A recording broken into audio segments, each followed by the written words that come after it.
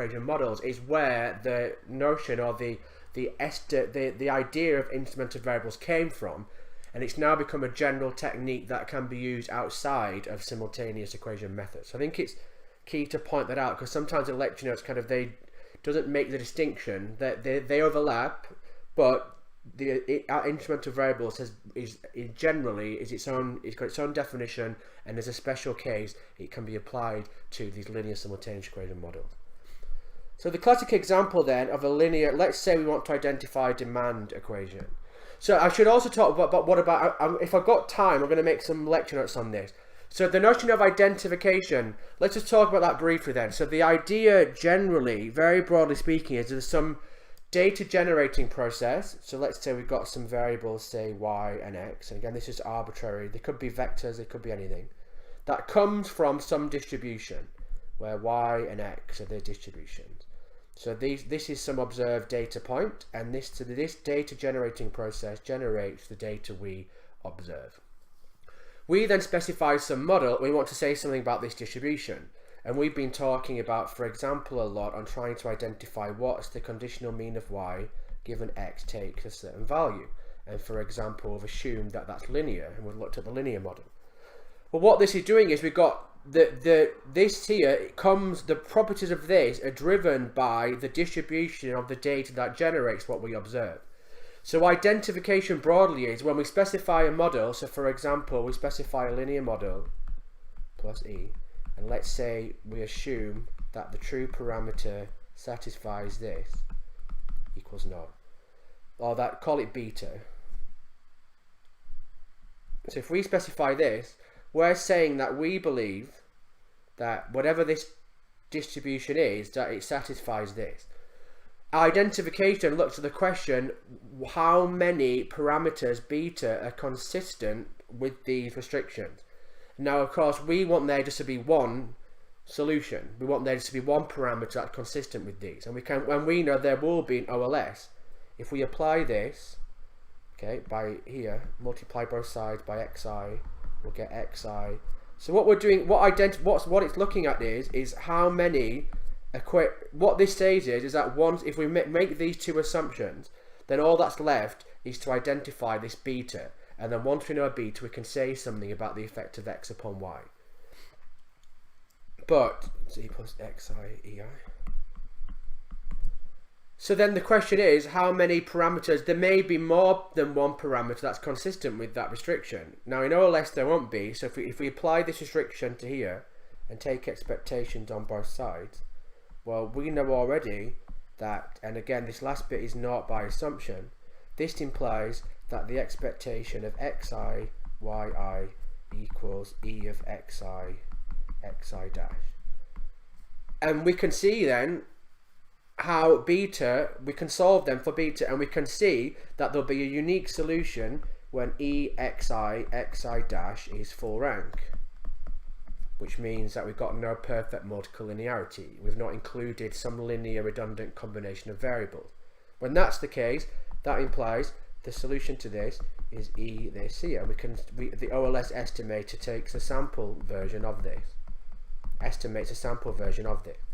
What's going on here, what identification looks at is what's the condition on this data generating process such that this restriction will lead to be consistent with a parameter that's got a unique solution. And we can see in this case it's relatively trivial. We just have to have this matrix is full rank. Now this idea generalizes in other settings. There can be more than one parameter that is consistent with a set of restrictions. Well, that means then that the model is not identified. That if you apply that to data, then we can't get a unique, there'll not be a unique solution, and therefore there'll be multiple solutions, one of which could include the true parameter. So another example then is if we do simple IV. We've got yi equals xi dash beta. Again, assume linearity. Let's say there's p regressors in here, and let's just say we've got some instruments zi and there's p of them. Just take the just identify case. We've got an instrument for every regressor, and we assume that these instruments are exogenous. And we talked about what this meant. This just generalizes OLS to the case where our regressors may not all be exogenous, but we've got some other variables that are. and you've taught you gave some examples in lecture. So you go out and you find some other variables which you do believe are exogenous. Whichever way you say it, this here is we're replacing some restrictions. Again, these of course come, the data generated from this data generating process is distribution that's unknown to us, and we can then ask ourselves how many betas are consistent with this restriction. Well, then we do the same thing again, and this time we plug in EI and we can solve then for beta. Now this one's not as trivial as before, so you're going to get ZIYI equals E ZI XI dash beta, and again plus naught. The other term is going to be naught by assumption.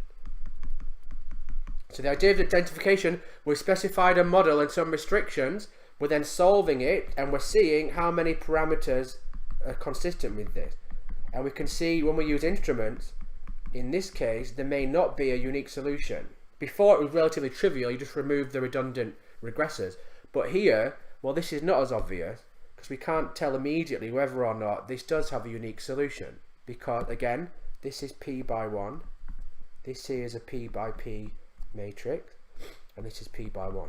So we know there's a solution when this matrix is full rank, which broadly speaking just means that there's sufficient correlation and variation of the instruments with the regressors. Take the case where the Z's and the X's were completely uncorrelated, well that would just be then not, and therefore we can't solve for beta. So we need this to be full rank. If this is full rank, then there's a unique solution. It implies that beta is equal to this here. And again, the IV estimator just takes the sample estimates of these population equivalents, just like OLS does, this method of moments. If this isn't full rank, well then there's multiple solutions, and we could work out what multiple set of solution betas will be consistent with this. So of course, from an inference perspective, we don't want there to be multiple solutions, we want there just to be one, and that to be the true value. But make the distinction here, it may be the case that this doesn't hold at the true parameter, and broadly speaking, identification separate to the idea of estimating a true parameter or some causal effect. This just says, if we apply these restrictions, under what conditions on the data generating process will there be a unique solution to this beta? And this is it here. It could be that the true parameter doesn't equal naught, and in which case, when we solve for beta, it'll be biased, but they'll still, the identification doesn't look at whether it's biased or not, it just says, is there a unique solution or not? So that's an important distinction to make. Sometimes they can be linked, but broadly speaking, the notion of identification is separate to the notion of estimating some true parameter. Okay, and there's many examples where there can be partially identified models. Another one is when you have a nonlinear model like this, yi say equals alpha naught plus b naught xi gamma naught plus ei. And take the case where we assume EI given X is say normal naught 1, just for simplicity. Right? Well, this then is again a restriction. This says now that the distribution of Y is given X is known up to these parameters, and we can actually estimate this via maximum likelihood. This again is another set of restrictions, and again we're going to see under what conditions on the true data generating process will there be a unique solution to find from consistent with these restrictions to find these alpha naught, beta naught, and gamma naught. So for example, above, the condition on the data generating process was that the average of this matrix had to be full rank, that there's sufficient covariance of the instruments and the regressors. So for data generating processes that don't satisfy that, it's not identified, and for the ones that do, it is. And here we can actually work out what the density of y given x is here at yi for a given set of alpha, beta, and this is the idea. Again, we're doing maximum likelihood. We first want to work out the individual density. Well, this is just 1 over, using the formula for the PDF of a normal naught 1, it's this, minus a half yi minus alpha minus beta xi gamma over, and that's it. And again, we can then work out the likelihood function by multiplying these together for all y and x, and then logging it. So we can get the likelihood function from this, but we can see straight away, if the true beta naught equals naught, that means that this PDF is invariant to gamma, the power. If beta's not, it doesn't matter what the power of gamma is, and the density will be the same. If the true value is beta naught, the density will be identical for whatever value of gamma. That means then we can't identify gamma, and you'll find then that the likelihood function is also going to be invariant to gamma, and you're going to get a flat spot, and therefore you won't be able to identify this. And so do you get the idea? And that's of course depends on the properties of the true data generating process. If beta naught was not, in this case I mean y and x are independent, then we can see that we can't identify this gamma. And there's hundreds of examples. So that's the idea of identification. Broadly, it's the study of the number of solutions to the models that are consistent with the restrictions that we make. Okay, so if there's any question that, let me know, but that's the idea, but the background to identification. So let's give then an example then where we've got a demand equation. So let's say that we've got, let me just get a bigger pen. So we've got an equation for demand. Q equals A plus, let these A and B are just scalars, because constants what we want. These are the parameters we're trying to estimate, plus price, plus say a demand shock, and the price then will then be, after we've got the quantity, the price is determined by say the supply equation, plus Q plus US, and these are the equilibrium prices. Remember, so if you draw this in a diagram.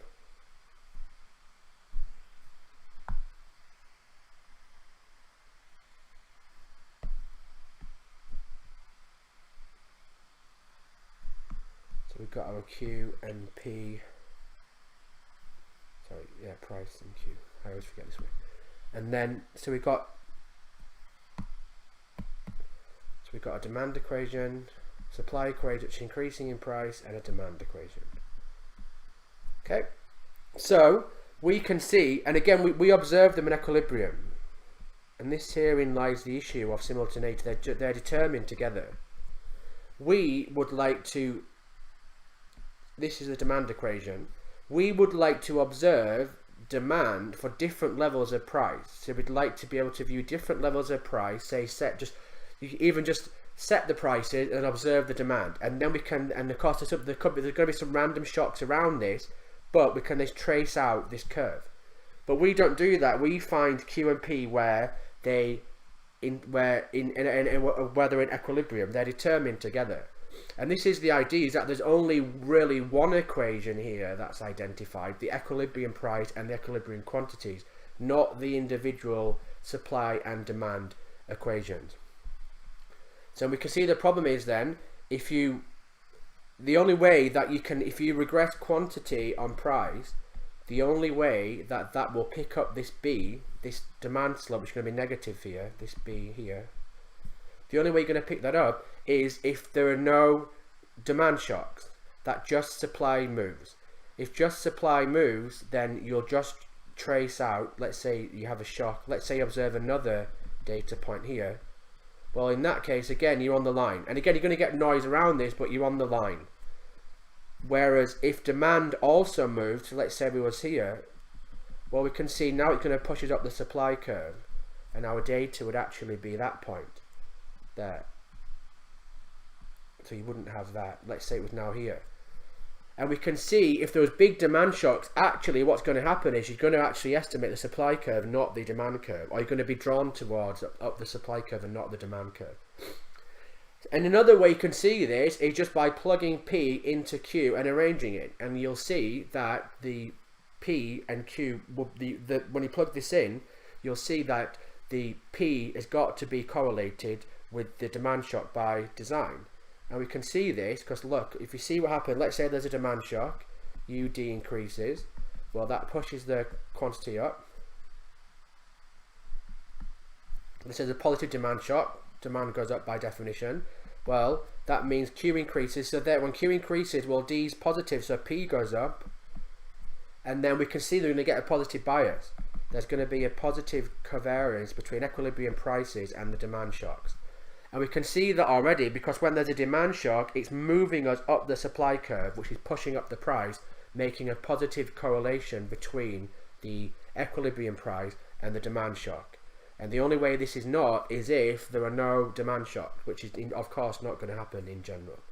So we can see then that we can't identify this, and what's actually going on here is that we can't identify each of these individual equations. We only identify one equation, and what it'll turn out is that the coefficient on P in this regression of equilibrium price on quantity will actually be some weighted average of the coefficients of the slopes of QS and QD. And we can see that you can see that the slope we estimate is going to be somewhere in between. If the demand shocks are huge and the supply shocks are small, we're going to trace up, we're going to be near to the coefficient on the slope of the supply curve. If the supply shocks are huge and demand shocks are small, then we're going to be tracing down the demand curve, so we're going to get a slope nearer to B.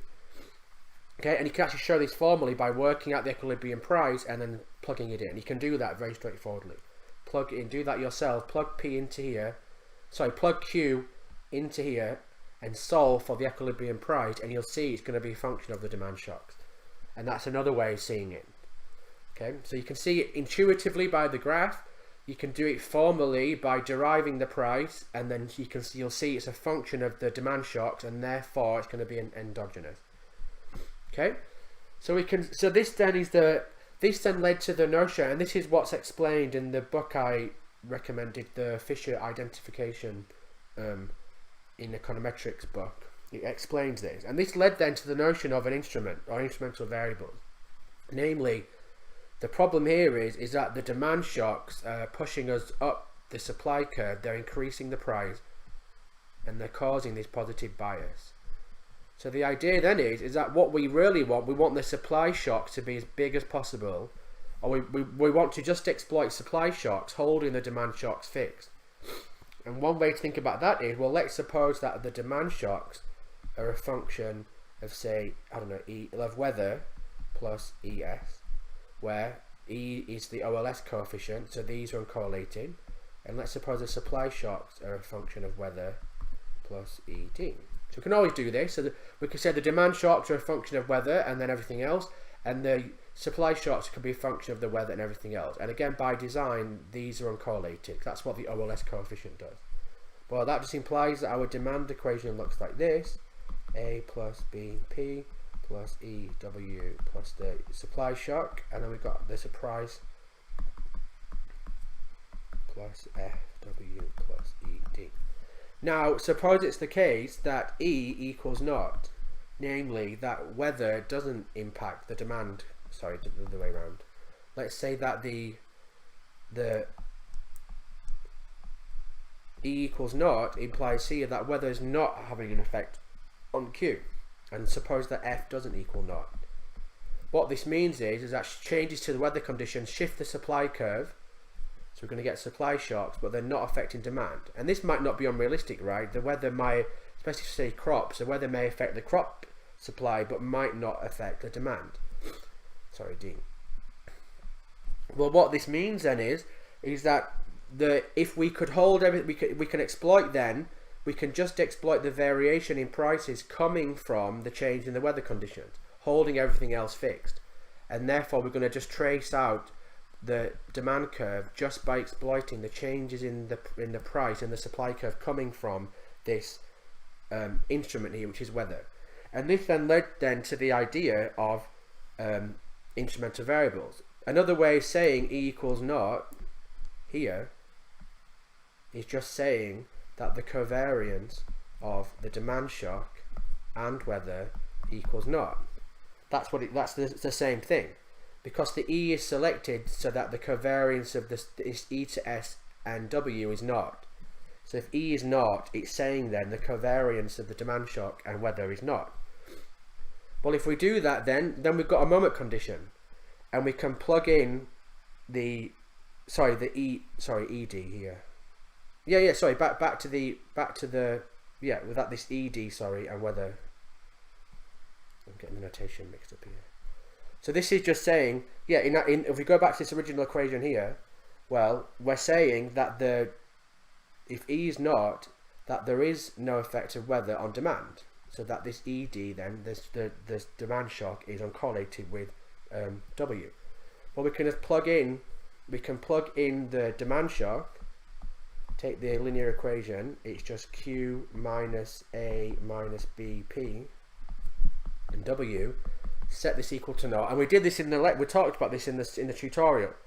This here is just a moment condition which is saying that the weather shocks are not impacting the demand shocks. And that's another way of saying that another way of thinking about that is that the effect of this weather on demand is not. So we can exclude it from the regression. It's not a variable that's driving demand. Well, if you solve this, you'll find, and we did this, you're going to get that this B, the demand slope, is going to be the covariance of Q with weather divided by the covariance of price with weather. And this is just the instrumental variables, the true coefficient in the instrumental variable setting. This is just exploiting then price changes that are coming from the weather shocks, as opposed to taking price shocks that are coming up from any source. So the problem is that if you just take equilibrium price, some of that price change is coming from the demand shock, because when demand changes, it makes price move. This is just taking the movement in the price and the supply curve coming from the weather shocks. And this will work, so we can see in order for this to exist, we have to, when we solve this, we've got to have the covariance of P and W doesn't equal 0. Well, that's just saying that this F doesn't equal 0. So I should have also said here, when we did this solution, we can only solve, it's only identified if the covariance of P and W doesn't equal 0. And again, that's just saying take the supply, the price driven by the supply, that's just saying that this F doesn't equal 0. Okay, and that's then the idea then. So that we need to have, the idea of the instrument is that it affects the endogenous variable, the price here, but it doesn't affect the equation of interest. And then we can then exploit the variation in the endogenous variable coming from this exogenous source to identify the effect of that variable on Q. So you can always think of it, it all very links neatly to this demand and supply. What another way of seeing it then is that the covariance of the price shock, the equilibrium price and weather not being 0 just means that weather affects supply and therefore affects the price. So therefore it shifts, weather does shift the supply curve, which is what we want, but it's not shifting the demand curve. And that's what we want. Once you've got that, if you're just shifting the supply curve, you're just moving up and down the demand equation and you'll identify the demand curve.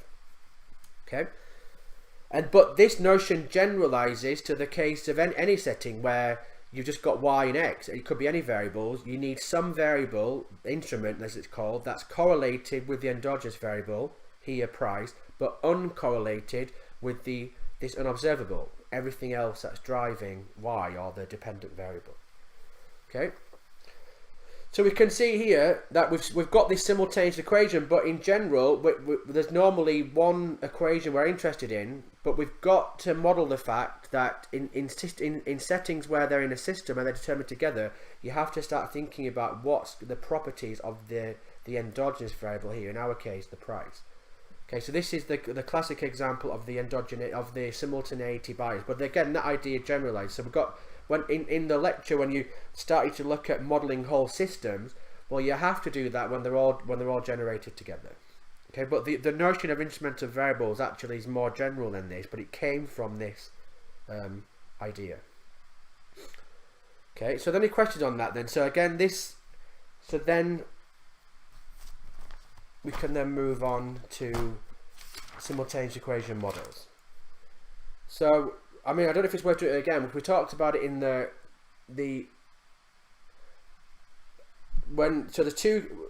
let's say we just want to look at modeling we've got some scalar yi, let's get the pen, yi, just a scalar, equals, and then we've got xi dash beta, so the true, plus ei. So then we saw this idea that we want this instrument Zi to be uncorrelated with uncorrelated with this unobservable, but correlated sufficiently with x. Now sometimes you see this what's called an excluded endogenous variable. So another way of seeing this is you've got y, you've got your included variables, this will include your endogenous and exogenous variables. It's often used to, I think I read it this way, it's often used to, another way of saying it is to break them up. You've got yi1 equals x1i, which is your endogenous variables, times b01, and again there could be multiple of them, plus x2i dash b02. Let's say you've got, say, k1 endogenous variables. Let these x2 be k2 exogenous. That just means that e of x2i ei is none. Plus x3i dash b03 plus ei. Okay, and so these are endogenous, therefore e of x1i ei doesn't equal naught. So we can't use, if you want to identify the true parameter, we can't use x as an x1 as an instrument for itself because it's endogenous. So we can't do straight OLS here. We've got these k2 exogenous variable, so we can use them as instrument from themselves, and then we've got these other here, what we call excludable exogenous variables, and what that means is that b03 equals naught. That means we can drop them out then of the equation, and these would then be the extra instruments that you can use to identify the coefficient on the endogenous variables. So in the supply demand equation we had, you can think of it another way, is that we had this variable here. We could generalize this. Remember, if we go back, we've got supply demand and we've got EW plus ED. Another way of thinking about this is we've got one included endogenous variables, we've got no other exogenous variables, and we've got one excludable exogenous when E equals naught. So if E equals naught, it means that we can exclude that variable from the equation. And that's exactly what, that then can be used as an instrument for the endogenous variables. Okay, and that's what this general idea here is saying. You can always kind of break this up into 3 bits. You've got your endogenous included variables, you've got your exogenous variables that you have to include, so you can't ignore them, because some of these b02s will be not equal naught, so you can't exclude them. That just means that some of these coefficients are not naught, and you've got a known set. Let this be, say, k3 excludable exogenous, where you know that the effect of these is naught. So for example, in the demand equation, we're assuming then, or we know that the weather shocks don't affect demand, therefore we can exclude them. Well, that means then we can construct an instrument, Zi, will include x1, we're going to include x2i, because of course they're exogenous, so we can use x2 as an instrument for itself, and then we've got this x3i here. So let this is, again, this is going to be 1 by k1, this is 1 by 3 and 2. So again, we're going to have a 1 by k2 plus k3 here. Okay, so we've got then we can use this as an instrument.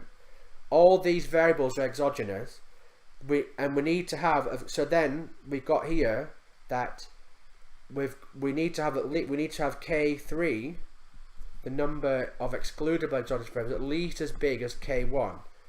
We need to have enough instruments to identify the coefficients on these x1, these endogenous variables. Okay, so using x2 for itself, that doesn't give you any extra information. You need further over and above to identify these effects. This then here, we've got then, by definition, E of Zi Ei equals naught. This is going to be a system of, let this k2 plus k3 be equal, call it m, which is the number of instruments we've got. This is an m by 1 system of equations to solve for these parameters here. Of course, we don't need to solve for b03 because that's dropped out, that's naught. So we need to identify b01 and b02, call it just b0. Well, here we've got k1 plus k2 parameters to identify, and we've got k2 plus k3 equations to identify them with. So of course we've got to have the number of equations at least as big as the number of things we're trying to estimate, otherwise you can't solve it. In this instance, that just says that the number of instruments is at least as big as the number of endogenous variables. Okay, and then we can do the same thing. We can plug in, so we can restack this. We can call this, again, rewrite this. It's just xi dash b0 plus ei. Well, we dropped out the x3. So this xi is just going to be x1i. So it's got our endogenous variables and our included exogenous variables, the ones that we can't drop because some of these coefficients are not. And then we've got times the, sorry, that should be, and then we've got times the corresponding coefficients on it. So we can stack it back, and we can just do this, right? So we can then just see, well, what's multiplied both sides by zi, we're going to get zi y. So we've already seen this equals zi xi dash b naught plus zi ei, and then take expectations on both sides. And the final part equals naught by assumption, because we're assuming that these variables are exogenous. Then we've got, then when we saw this, so just we can always kind of do, we can always break it up this way. We've got our endogenous variables, the exogenous variables we can't drop because some of them have got a non-zero effect, and then we've got these excludable exogenous variables. And of course, this is the hardest bit to verify, because how can you tell which variables are excluded or not? And that's very difficult to test. So this excludable exogenous, this generally comes from some economic theory or intuition that we can exclude these from this equation. So for example, like the weather shock here, that we believe that the weather doesn't affect demand, but it does affect supply. So we can omit it from the demand equation. Well, this here then, we've got, to write it out again, we've got here then, E of zi yi equals E zi xi dash, and call it beta. We're going to solve them for beta, so we're going to find what beta can solve this. We know b0, the true value, satisfies this. This here is a m by 1 vector. This is m by k. Sorry, m by, let k is just k1 plus k2. This is the number of regressors that we need to identify, times k. So we can see straight, and so this is just linear algebra. We've got something in the form of ax equals b. Well, we need to solve. In our case, this A is this matrix here, call it omega x z. Time, and our x to solve for is beta equals, call this omega z y. We know it's got a unique, well, in order for it to have a unique solution, we've got to have m at least as big as k. This is this order condition, and this is a necessary condition. So we know straight away, if the number of equations to solve for beta is smaller than the dimension of beta, we can't do it. So we need this to hold. So we need, this here is going to have a unique solution when this here is full rank. And this here is an m by k matrix, this here. So we need, if the number of rows is smaller than the number of columns, well, we know that the rank of this is less than or equal to, by the rank of this, so going back to your linear algebra, is less than or equal to the minimum of m and k, the number of rows or columns. So we have to have m bigger than k, otherwise it's not identified. If m is bigger than k, then it may or may not hold. It'll depend on the properties then of the particular x and z. Some distributions will have full rank and some won't. It's going to depend on whether there's sufficient correlation between the x and the z. If it's not full rank, then there's a multiple set of solutions. Therefore, it's not identified. So although the true parameter lies in there, assuming this z is exogenous, this instrument, then we know b0 satisfies this, but there will be many other solutions as well. So if it's not full rank, b0 will just be one solution of many to these identifying restrictions. It's not identified then, and that's going to cause problems then for inference.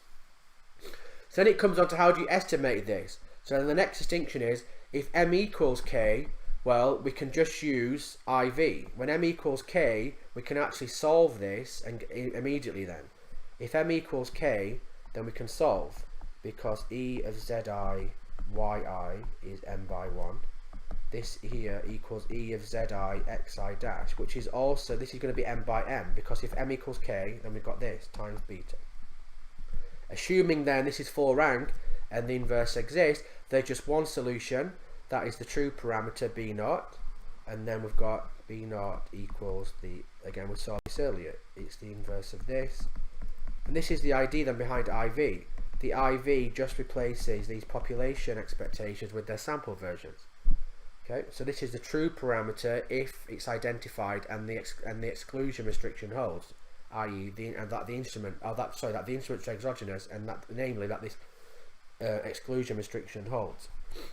If m's bigger than k, well then you can't solve that. You've got too many equations. So you could just pick a smaller subset that's got full rank, and you could solve that. So if m's bigger than k, you could just take a smaller number and then solve. But that's going to lose information, because you want to use all instruments. The more instruments you've got, the more of the variance in x you're explaining.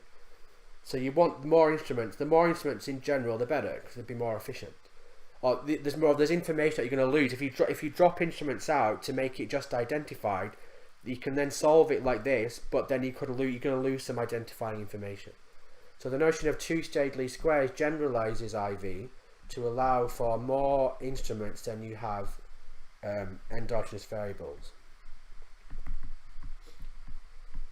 So then, just take the case then of, let's say we've got yi. Let's say that xi is a scalar, beta plus ei, and suppose we've got two instruments, z1i and z2i. Well, we can multiply again, we can work it all through. We're going to get e of yi zi, which is 2 by 1, is going to be equal then to e of, and remember xi is a scalar, so we're going to get e of xi times z1i, xi z2i. So now this is again xi scalar, right? It's 1 by 1. So you multiply z and x together, you're going to multiply x in each and take the expectation through. Again, this one and the b naught's a scalar, plus naught, because the other term is naught by, we're assuming ei this equals naught. Well, we can see here you can't solve this because we've got two equations for one unknown. You could, if you've got then that e of yi z1i equals b naught times e of xi z1i. So we can see here, if this is not naught, we can use this to solve for b naught, or you could also use the other one. So if just one of them's naught, if just one of these here is not equal to naught, we've only got one equation anyway, but they could both not equal naught, equals, again we've got the second equation. So then you could just use either, which is identified, but you're going to lose information here. So again, if this is not naught, if this here is not equal to naught, we can solve for that for b naught, and the same here. But we can't solve both at once. So what you can do is, well, you could take a weighted average of the two. Let's say that they're both identified. Well, you have that b naught is equal to e of yi z1i divided by this e zi. So again, assuming that they're both not equal to naught, these terms in the red, then we can solve for b naught. And it's also equal to e of, so again it's equal to either of these, or this yi z2i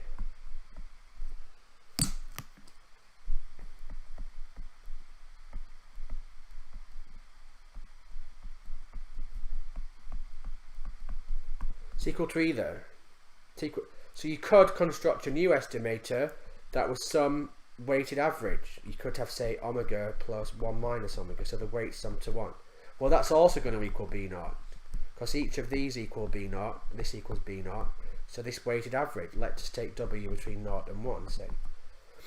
So you could take any weighted average of the two, and that's really the idea behind two-stage least squares, or more generally what you're going to come on to a generalized method of moments.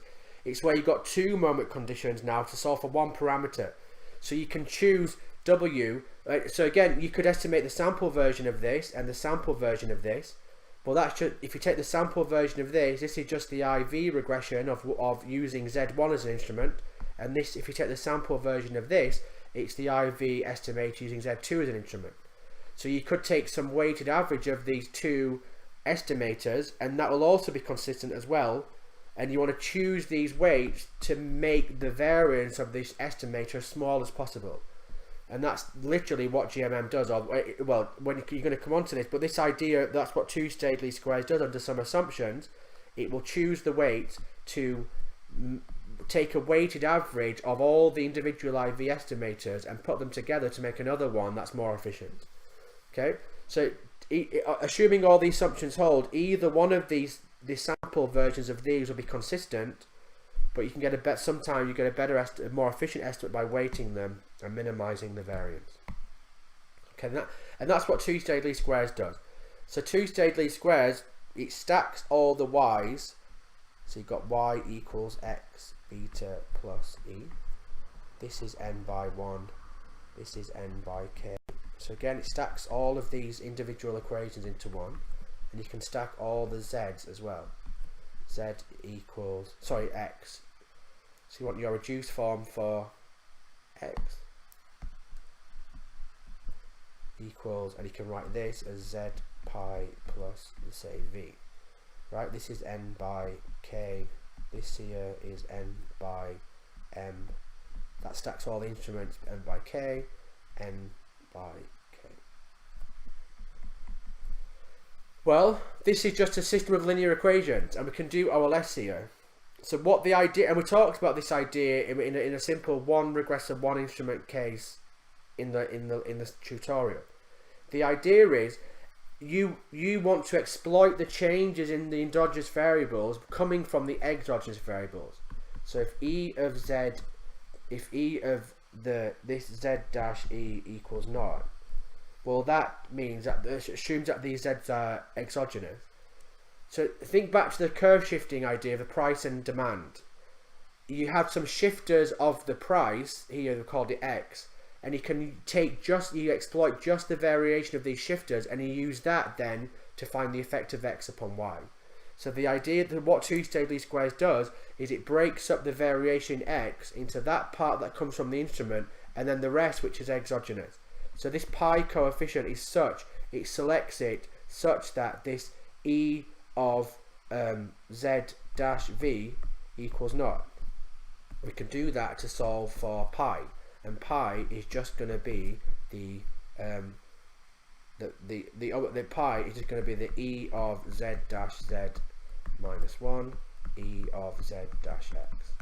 It's just the OLS coefficient. Now we've got multiple equations, so, and we can take the OLS sample version of this. Pi hat is just z dash z, z dash x, and then we can take the fitted value z pi hat, which is this, and this here is just the projection matrix in z. All this has done is, what this is saying is that we can rewrite x as z pi hat, the projection onto z, plus this residual that by construction is uncorrelated with z. So z dash v hat is set equal to 0, and that's what we use to get this estimate here. Okay, so this is just OLS in the first, this is what's called the first stage, to work out that variation in x that's coming from the exogenous variation, and everything else left is uncorrelated with it by design. And the definition of two-stage least squared is to regress x on the fitted value from the first stage regression, and hence its name. You do a first stage regression where you work out the variation x, linear variation x coming from the instrument. You take that out, and then you use that to regress on x. And we can then, and this here again is just p, the projection matrix, times z, to call it x hat. Sorry, z hat. Yeah, no, sorry, regress y, regress y on this. Call it x hat. Well, we know the general formula is just x hat dash x hat minus 1 x hat dash y. This is the formula for the regression of this fitted value x hat, call it on y. Well, I'll just plug in this pzx. So we're going to get x dash pz dash pzx minus 1. We're going to get x dash pzy. And again, this pz is a projection matrix, so it's symmetric. So pz dash equals pz, and pz squared equals pz. This just then simplifies down. You saw this in the lecture. So what this is doing, it's instead of regressing y and x, which includes the endogenous variation, it's regressing y on changes in x that's coming purely from the exogenous variable. So the idea, think back to the price and supply example, we was exploiting the change in the price just coming from the weather shocks, and that's what this is doing here. And to do that, you did the first stage where you looked at the price and you worked it out then as a function of the weather shocks and everything else. Okay, so this just allows two-stage least squares in the case when it's just identified m equals k, then IV and two-stage least squares are the same, and you can show that. If m is bigger than k, well, you can't do IV anymore because you can't solve more equations and unknowns, so this two-stage least squares generalizes and allows you to use more instruments than regressors. And all it's doing really is weighting.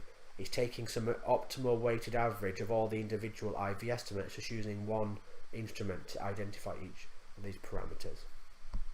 Okay, so that's just a bit of background then. So then let's move now on to then simultaneous equations. So the two things are linked. So that the idea of instruments kind of actually came from the notion of simultaneous equation models. In simultaneous equation models, these exogenous variables, well, in general, these could be anything.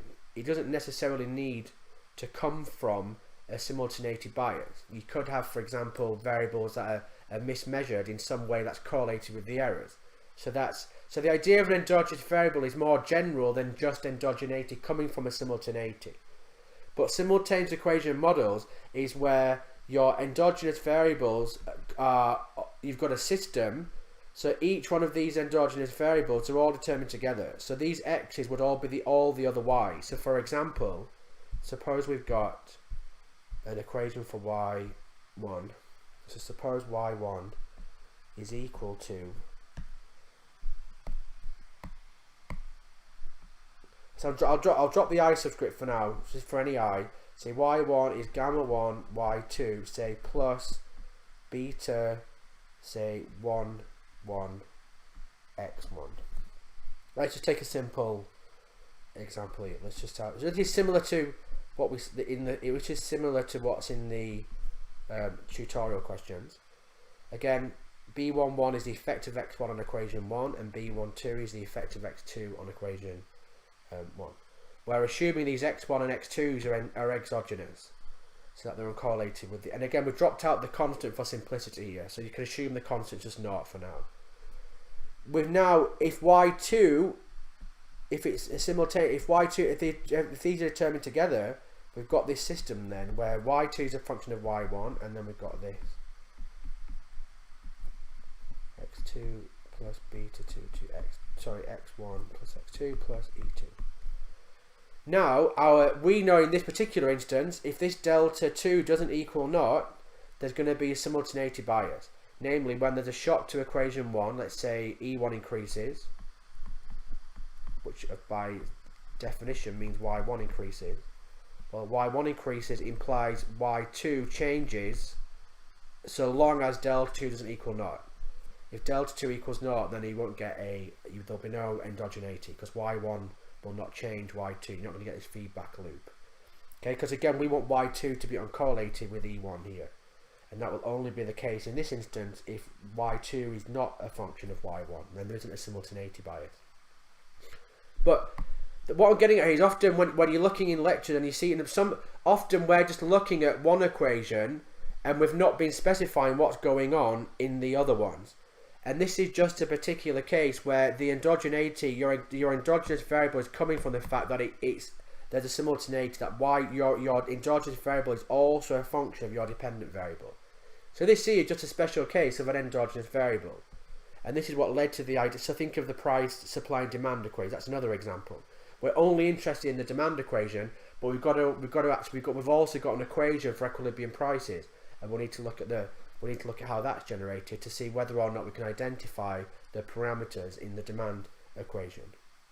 So here, in this particular instance, so we've got y2 is endogenous if delta 2 doesn't equal 0, and we've got these two exogenous variables here, and we've not said which one of them, if any, is excludable.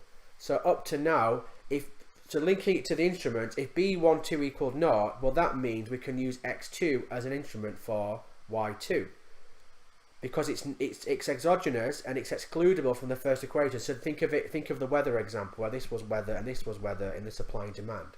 If it's excludable, then we can use that as an instrument. We can exploit the price changes just coming from the weather shocks. So, because I think that may have been confusing a bit in the box and so on, is that when you write it like this, it links to the idea of an instrument, and the instruments are going to be the variables that we can exclude from the regression, and that links back to how we phrased it earlier. So this here it's got the same form as this, where we break it all up, but the endogenous variables are endogenous because of a simultaneity, like we saw there. And we've got these x2 and x3. We've not specified yet which ones are excludable and which ones are not excludable. So this kind of went one step further and broke down. So it could be in our example that x1 is excludable in equation 1 and x2 isn't. And in that case, then we've got one. Then we'd have one included if b11 equaled 0, and this b12 didn't. Then we'd have to include x2. So it's an included exogenous variable. We can exclude x1, and we can then use that as an instrument for y2. Okay.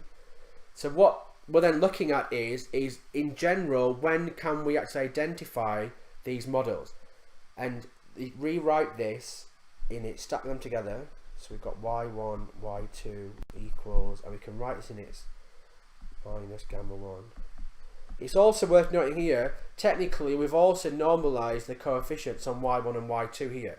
In general, these could have coefficients that are not 1. So that this is also two restrictions we've made already before we even started here. So you can generalize this, and sometimes you see in the textbooks, you see it in a more general way where there's coefficients on these y1s and y2 on the left.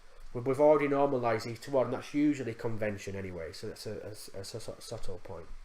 Then we're going to get plus b11, and you stack these all together. x1, x2 plus e1, e2. We want to see, well, we can then look at how many of these parameters can we identify. Well, take all the y's. We're going to solve this for the y's. So we can rewrite this as, well, if you take this, you're going to get take this over to, there'd be noughts here. Because you just get y, when you expand this out, we want to get minus gamma 1 y2 in the first equation, and then minus gamma 2 y1 in the second one. So these are not. So if we take this to the left, we're going to get 1, and then we're going to get 1, then we're going to get minus, oh, why didn't it here? So we take it, so we take this to the left, so we're going to get, I'll put the minuses, these should be minuses, so I'm used to here.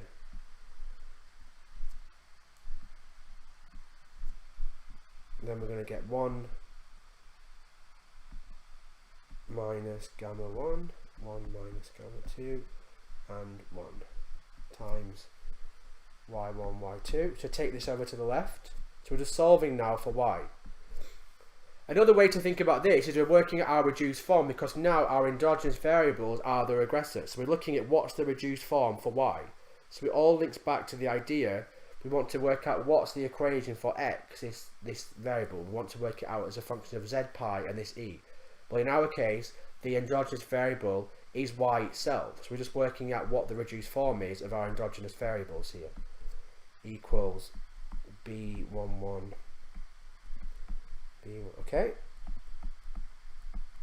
so we can then start to look at how many of these parameters can we identify by any method, plus E1 E2.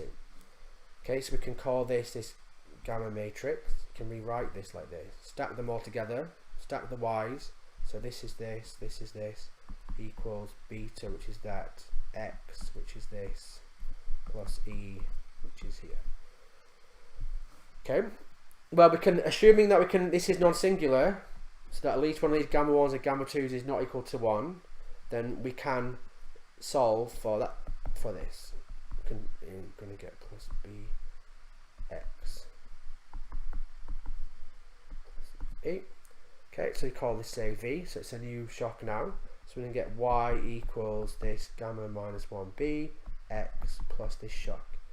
Here this is 2 by 1. We're going to get 2 by 2, 2 by 2, 2 by 1, which is what we want, plus a 2 by 1. So in this instance then, so we call this pi. So we've got pi equals gamma minus 1 beta. Well, we can actually, this is the only thing we can identify. All we have is that we're assuming x1 and x2 are exogenous. That just means e of x1, x2, e equals naught for both of these equations. So that x is exogenous in both of these equations here. That means then that we can actually we can do OLS in this system here and actually identify this pi. If we multiply both sides by the instrument by this exogenous variable, we get y x dash equals this beta x dash. All we're doing here is just OLS v x dash and take expectations on both sides. So we're going to get e of this term plus e of this. The exogeneity means all the x's are uncorrelated, so to rewrite this x, x1, x2. This is not by assumption, we're assuming all the v's are all of the errors are uncorrelated with all of the x's. This then implies that this pi, this e of y x dash equals this pi e x dash, and we can then solve. So we're going to get pi equals e x, and this is just the OLS coefficient times e of x. So have we got it? E of y x dash. Well, we can identify this from the data, and we know that pi, remember, we don't want pi, we want to work out the coefficients in this system. We want to work out the gammas and the betas, but all we can work out from the data, all we've got is exogeneity condition and this linearity assumption, and these two things together imply that we can actually identify this pi, and this is a 2 by 2 matrix. So we can rewrite this as gamma pi equals beta. So here beta has got 2 by 2, it's got 4 coefficients to estimate, and this gamma's got 2, and we've only got 4 in here. So you can see this here, think of it when we've got it here, we've got 4 numbers on the left, we're going to get 4 equations, and each one of these is going to be a function of 6 parameters. So you can't solve for all of them, so it's not identified. So this is then, in order for it to be identified, we either need to set we need to either know what some of these coefficients are on gamma, or set them to naught, or we need to set some of these betas to naught. So the point is here we can see we've got 6 parameters to estimate, 4 in beta and 2 in this gamma,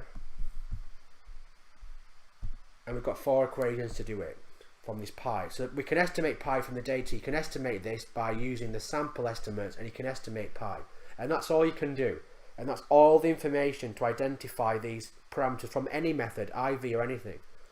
So then we've got 6 parameters and 4 equations that we can identify here. So therefore we need at least 2 restrictions here. So we need 2 restrictions, and this is just the number of endogenous variables in the whole system. We need at least 2 restrictions, which makes sense. We've got 2 endogenous variables, gamma 1, we've got we need to estimate gamma 1 and gamma 2, and we've not got any, and we've only got 4. We've got 4 regressors here, or exogenous variables, to identify 6 parameters. So we're going to have to set at least 2. We need to know at least 2 of them, or set 2 of them, say, to not, and we can then potentially get the rest. So if we have 2 restrictions, this will then be the order condition. So that's a necessary condition. If there's not at least 2 restrictions here, then we can't identify this. If the 2 conditions hold, then we need the rank condition to hold. We need this to have a unique solution. Then, so that the solution for gamma and beta to this is unique. And that's the rank condition, which again is going to vary. Sometimes it will hold, sometimes it won't hold. So if the rank condition, if this rank condition holds, well, that's necessary and sufficient. If this has got a unique solution, then this here, this rank condition, or this here is the full rank. So there's a unique solution to this system of equations in beta and gamma. Okay. So this comes to the idea. Let's come to the idea of an instrument then. Let's just say that we don't know what these gamma 1s and gamma 2s are, but we know that some of these b's are not. Well, some of these b's being not just means that we can exclude them from the equation, and in essence it means we can use them as an instrument. So that's then the idea. Then is we can see that if enough of these b's are not, or we know what they are, then we can solve for the remaining ones using this system. Or sometimes if the rank condition holds, then we can solve for the remaining betas and these gammas here. So that's then the idea, and that's how it links to the instruments. Some of these coefficients being not, saying the b is saying that they're excludable regressors, and therefore they can be used as instruments to identify. They could be used as instruments to identify the remaining parameters. Then, if we didn't know, if all of them weren't excludable, and we didn't know what gamma 1 and gamma 2 were, which in general we're not going to do, because these are the things we're really trying to estimate here, then we can't identify anything. We've got to have some restrictions on these betas, or we need to know which ones are excludable. Okay, and then so we can see. So that's the main. So then the next the next question then comes to, under what conditions then can you identify any of these individual models? So if we go to the let's actually do it in this equation here. So let's do this example because it links very neatly to the tutorial questions. Let's actually run through that example and see when we can identify. So we'll do an analog to the tutorial questions. One sec, please.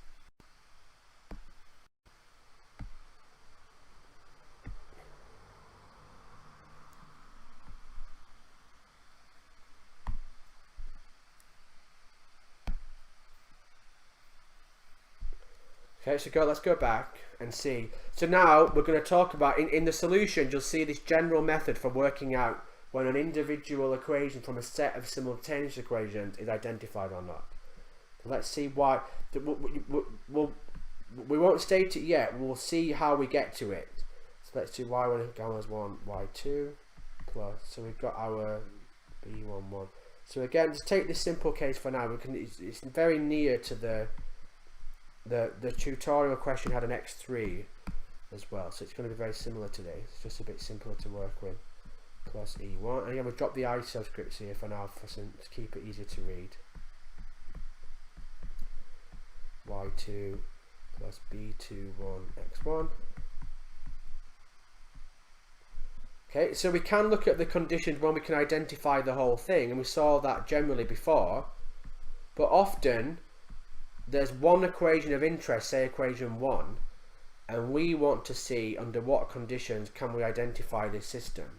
Well, in order to answer that, of course, we need to look at what the properties of y2 are as well, because they're going to be, of course, related to each other. So often we can see generally for the whole system to be identified, we had to have that rank and order condition holding in the whole system. But sometimes we just want to see under what condition can we identify the parameters in one equation, and there's a method we can do this. So the way to think about this then is to put, if we can solve y1, if you plug y2, that should be 1 here, if you plug y2, I can't see the live chat a bit, if you plug y2 into the above, then we can solve for y1 as a function of x1 and x2. And if you do that, you'll find, so plug y2 into y1, and you'll find that, let me get rid of this, you'll find that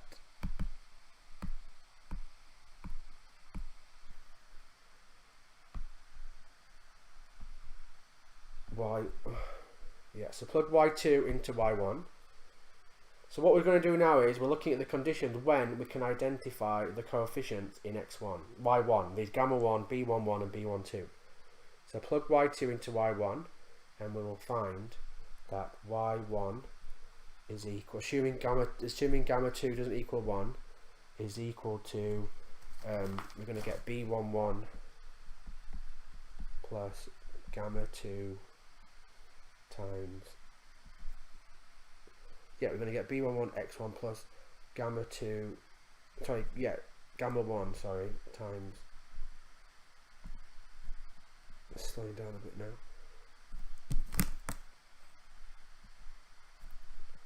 gamma, so plug it in, so we're going to plug this into here, so we're going to get gamma 1 times, we plug it in first, so we're going to get gamma 2 times gamma 1 of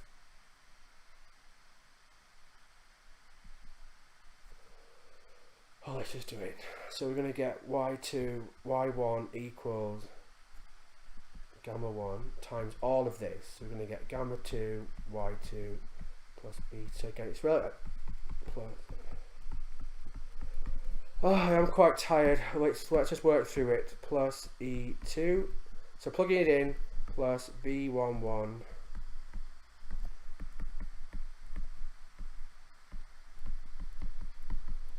and then, I'm making typos, so that should be y1. So y1's a function of y2 and y2 is a function of y1. So we can solve this then. We're going to get y1, take this to the left and solve. We're going to get b21 gamma 1 plus the coefficient on, plus b11 x1. So again, we're assuming that this gamma 1, gamma 2 is not 1, plus, and then we're going to get b22 gamma 1 plus b21 x2, okay, plus e1 over 1 minus gamma 1 gamma 2. All we've done is to write y, what we've done is to get the reduced form of y, of y1. I took the wrong way around. So we've got y1 now as a function of the x1s and the x2s, and these are our exogenous variables here. Okay, and then we want to see under the conditions then that we can identify the coefficients in y2. So sorry, I did it the wrong way around. So let's assume that we're just interested in identifying the coefficients in the second equation. So what we first do is we get the reduced form for our and in this case our endogenous variable is this y1. This y1 is subject to this y. If in here the y1 is endogenous because of the simultaneity bias. All the rest are assumed exogenous. All we've done is to get the reduced form for our endogenous variable. Okay, so in this case, it's a function of these two regressor C, which we could possibly use as instruments. We then can see how we can rewrite y1. We can see that y1 is equal to y2 is gamma 2, and we can rewrite this. Well, it's a function of these. Call this here theta 1, and this here, this coefficient theta 2. So if we go back now to our y2 equation with y1, is we can have it written as it's equal to x1, x2, writing in its vector form, times v1, v2,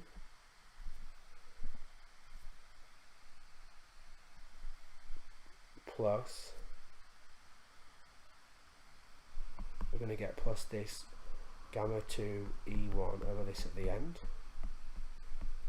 Okay, all we've done is, we've got this from the above, right? We're looking at this equation. We know that y1's got this form. Call this coefficient theta 1 and this coefficient theta 2.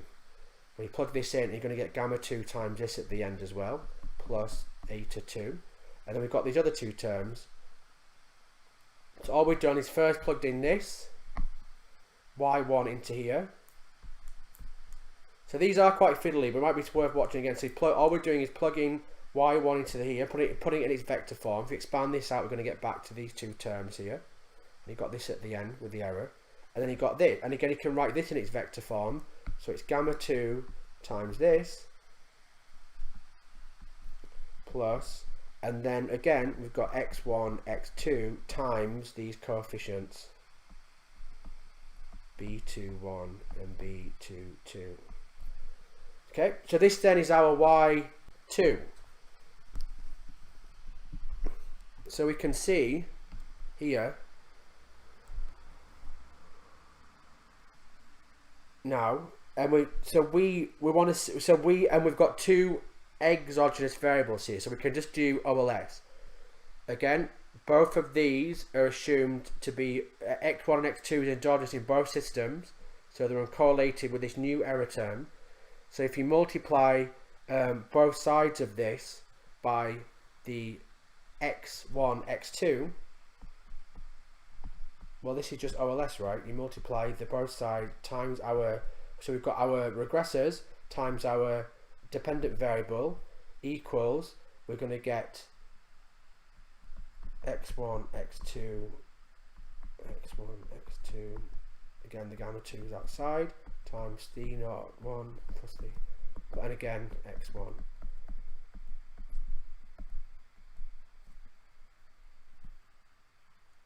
And then take expectations on both sides and use the exogeneity condition.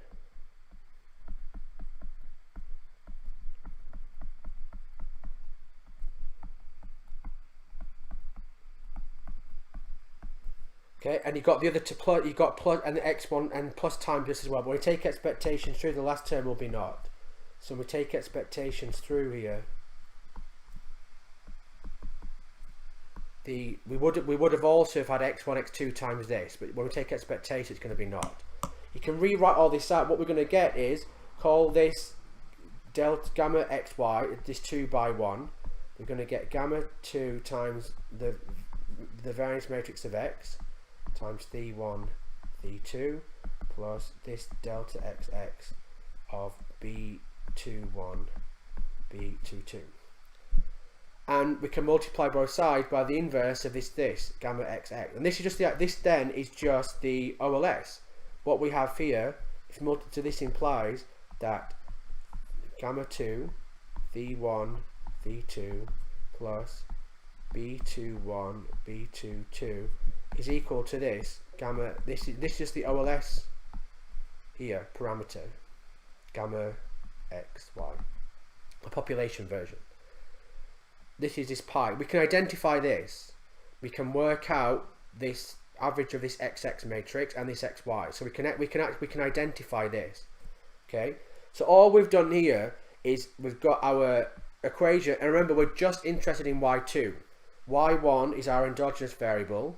Well, in this we want to get the reduced form for y1. Well, in our case we've got this simultaneous equation, so you plug y2 into y1 and you solve to get your endogenous variable as a function of your exogenous variables, and you just plug that back in and write it out. And then what that means is that we can rewrite this again.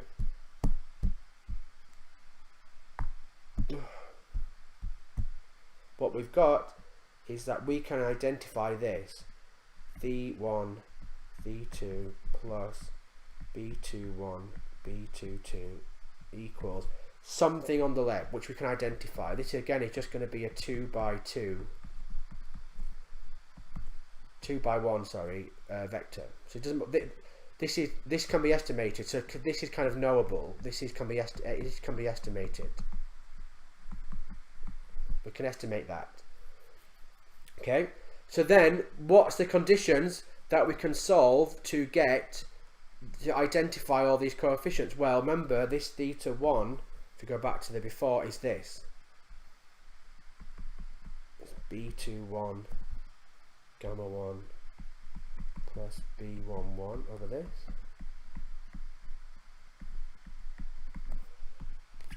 And this theta 2 is B22, I think, gamma 1.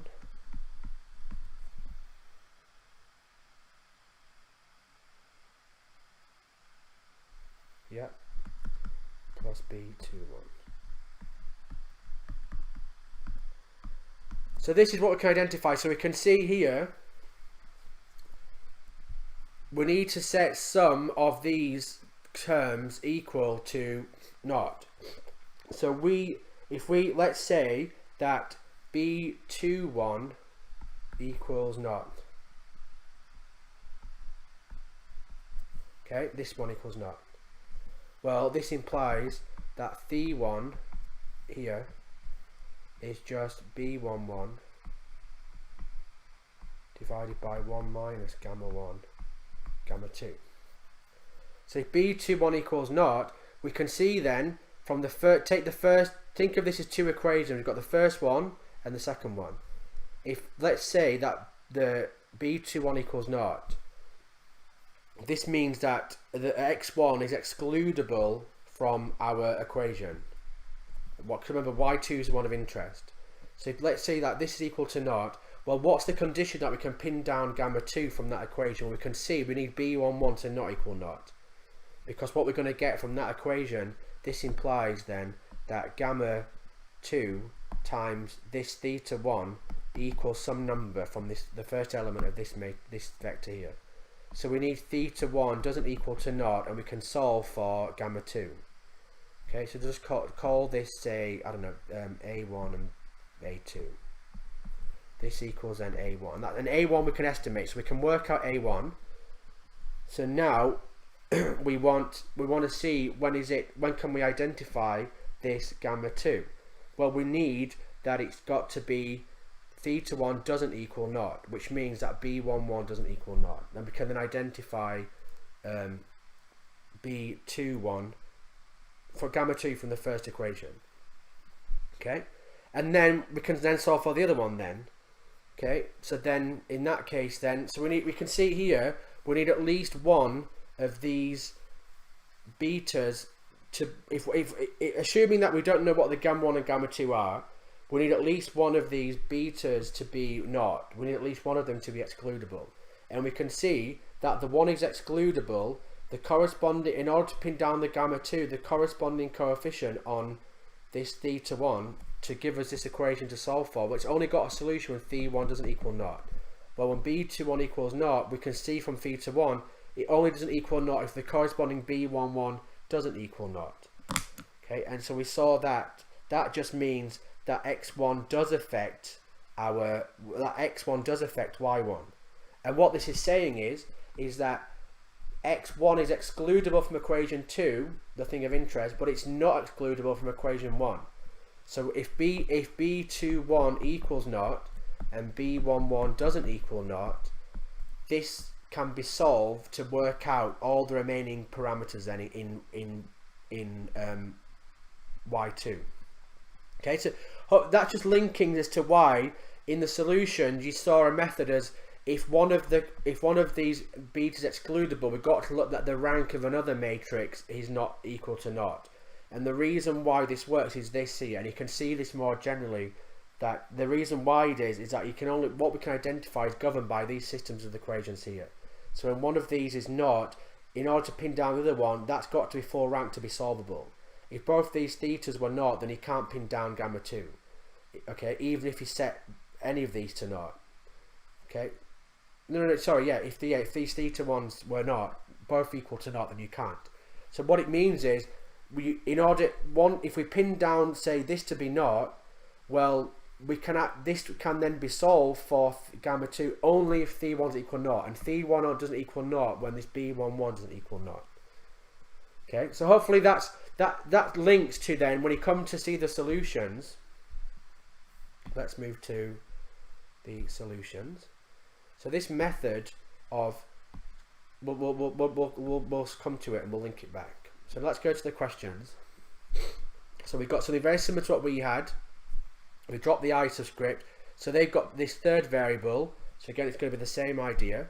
Y1 are then the endogenous variables because of this simultaneity, and these x1 are exogenous. So what that means is that we're assuming that all the x's are uncorrelated.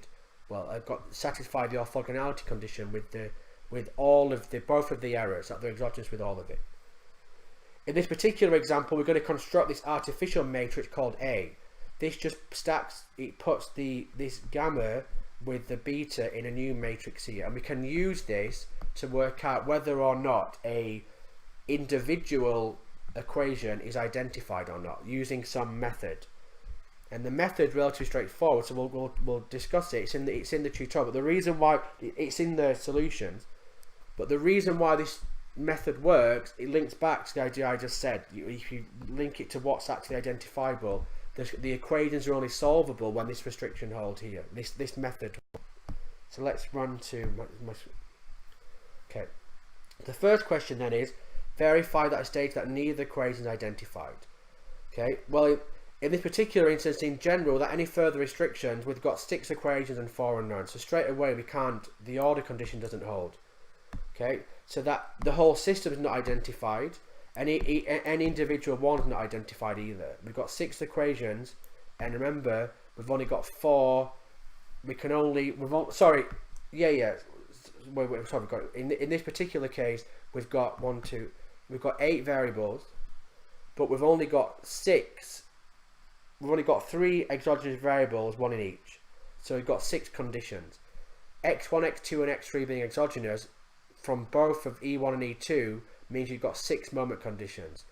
Each one of these uncorrelated with E1, and each one of these uncorrelated with E2. We've got 6 equations for 8 parameters, and you can see that from what we saw about earlier. So straight away, the order condition doesn't hold. It doesn't hold in the whole system, and it doesn't hold in an individual system. In an individual system, then we need to have that the number of excludable variables, these that we set to naught, isn't greater than the number of endogenous variables. And again, we're not setting any of them to naught here, so we can't identify it. The next bit then is establish whether or not the following restrictions are sufficient to identify the model. Okay, well, this here is talking about, in this instance, then if B21 and B32 equals to naught, we've got 2 restrictions now. Again, in this, so we've got the order conditions are satisfied, because remember, we've got 8 parameters and 6 equations, so these extra 2 restrictions will then mean that we've got at least as many restrictions as we've got unknown, so that the order condition holds. The next thing then is to check whether each individual equation is identified, and we use this method. So we've got the sufficient conditions are met. We then have to verify. So this here is the method is that you go along. So let's do equation 1, for example. Let's see. We want to see if equation 1 is individually identified under that restriction. So the restriction in question A was that B21 equals naught, so that this drops out, and B32 equals naught. So that's the restriction in question A. And the method, and let's say we want to see whether equation 1 is identified. Well, to do that, you take the method is that you go, in that instance, we have set the restriction on the x2 variable. So you take the corresponding column of that B from here, and you then remove the equation that you're working with from here, and you just take the corresponding matrix. So you've got a restriction on x2, and you've got a restriction on y1 because you've restricted the coefficient on this y1 to be naught. We have to have that this matrix here is full rank. So you don't in this instance you don't delete the first one. You've got to have that this matrix is first full rank, minus b21 minus b22, and that's what this is saying here. Let me go back to the next. Oh, it's slowing down. So this method works. So if you go back to the next, yeah, all we've done is pick out the columns of that A matrix from the restrictions that we've made. So we made a restriction on y1 that its coefficient was 1, and we made a restriction on x2 in the first equation. And we have, if the rank of this matrix is full rank, then it will be identified. And we can see that's equivalent to this not being equal to naught. If that doesn't equal naught, then the system is identified.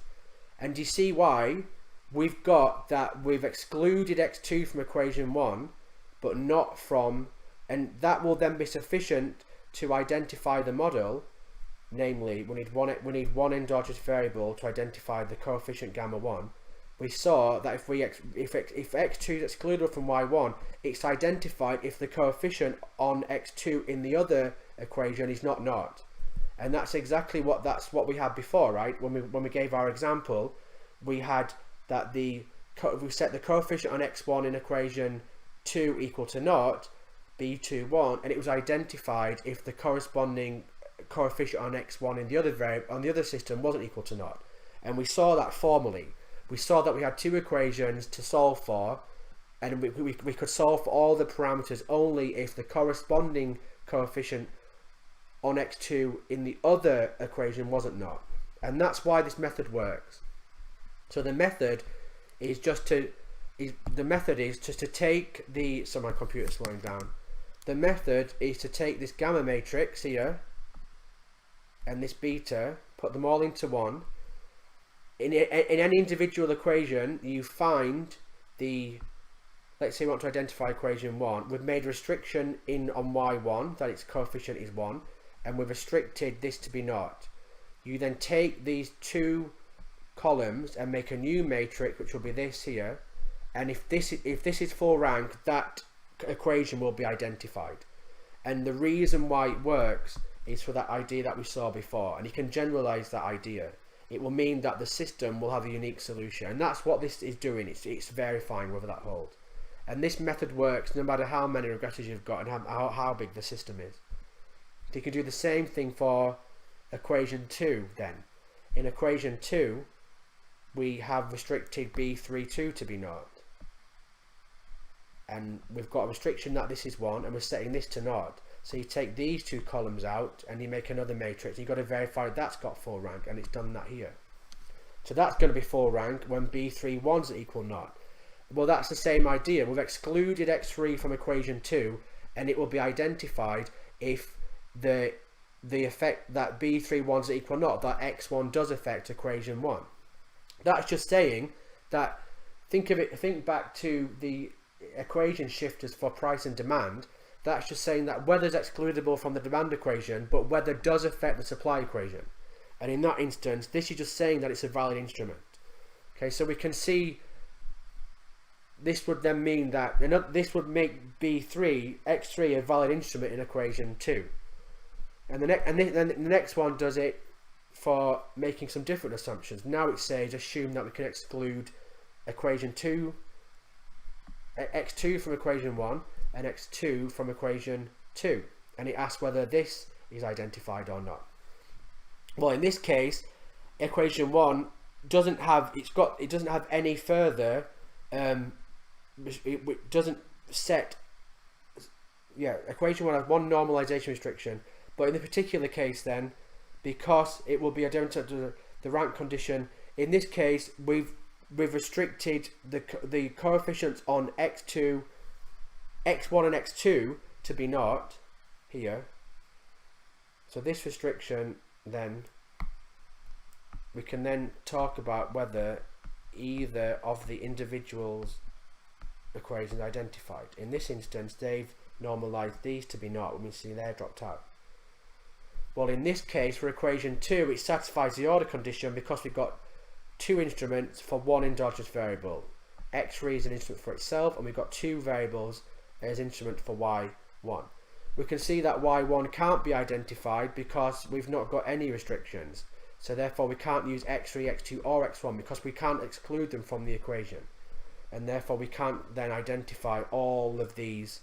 We've got three instruments to solve for four parameters, so you can't do it. So Y1 can't be, Y2 could be, because you've got two restrictions. So you then need to see whether the rank condition holds. Well, remember the method, because we've made restrictions on, in this case we've made restrictions on here, and we've set this equal to here. This would then pick out this matrix, setting these to naught, and verify that that's full rank. If that's full rank, then we can identify all the coefficients, and that's what this has done here. So we can see that this is going to have full rank when either of these doesn't equal naught. This bit, if one of these doesn't equal naught, we can see it's full rank. So this was 1 and this was naught, it'd be full rank. So if either one's not naught, then it's identified. And again, this is just saying that at least one of these excludable variables, these instrument, does impact the other equation. And if it does, we can exploit that variation as an instrument then. If both of them were naught, if B11 and B21 were both naughts, the corresponding effects in the endogenous variable here, well then, think of it as the demand shifting. When these X1 and X2 move, they're not changing Y2, but they're also not, if they don't move the endogenous variable, then you can't exploit the variation coming from that source. So that's another way of thinking about it. So this method is relatively easy to remember. You just stack the gamma and the betas from the system like this, and you just pick out the matrix from which you've made the restrictions on. So in this instance, we made restrictions on Y1, X1 and X2. So you pick out all of the coefficients in the system from there, evaluate it at the restriction, in this case B12 equals B22 equals naught, and then verify that that matrix is full rank. That will then mean that the system is, that individual equation is identified. And the reason it works is because of the method we saw before. Okay, and you can do it in the other way. So finally C then, so gamma 1 equals naught. Well, we've got our matrix again. We've got this gamma and the beta. So we can see then that we can identify the first equation. And that makes sense because you don't even need to bother with this method. If gamma 1 equals naught, it means that there is an endogenous variable, and we've just got three exogenous variables. So that's immediately identified to begin. So if gamma 1 equals, and you can also do it by this method as well, but you can always, in this instance then, we can identify the equation 1. Okay, and it's just identified then. Sorry, yeah, so yeah, and then we can do then the same thing. So we can see that the second equation can't be identified because we've not got any restrictions. So therefore the order condition doesn't hold. We need to have as many restrictions as there are endogenous variables here. So we can't identify the second equation.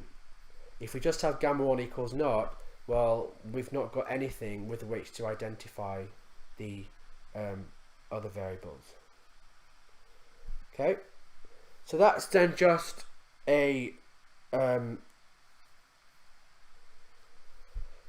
of a so we can. I mean, if I've got time, I'll make some supplementary notes on this. I'll just get back to. I can't see if anyone said anything.